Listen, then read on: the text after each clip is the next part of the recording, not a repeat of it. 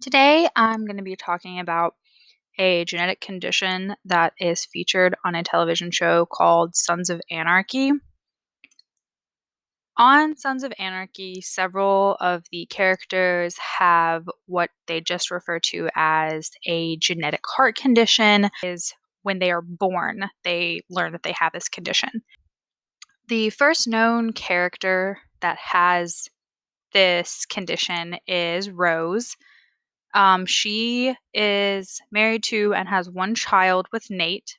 Nate does not have the condition. Rose does. They have one daughter named Gemma who has the condition.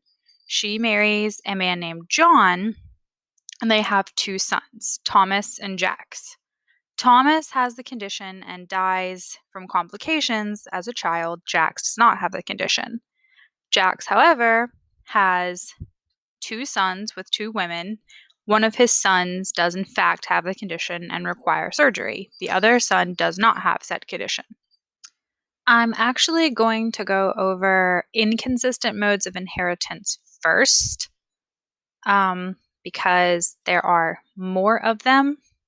So, the first inconsistent mode of inheritance is the easiest one. It would be Y linked. That's simple because the only people who pass Ys would be fathers to their sons, and women in this pedigree have the condition, so they wouldn't be able to have a Y, so they wouldn't be able to pass.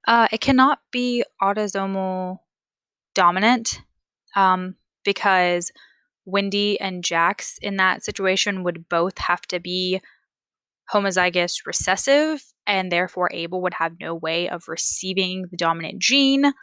That's the same reason why it cannot be X-linked dominant, because they would have to be both homozygous on the X's and wouldn't be able to give Abel the dominant X if neither of them has it.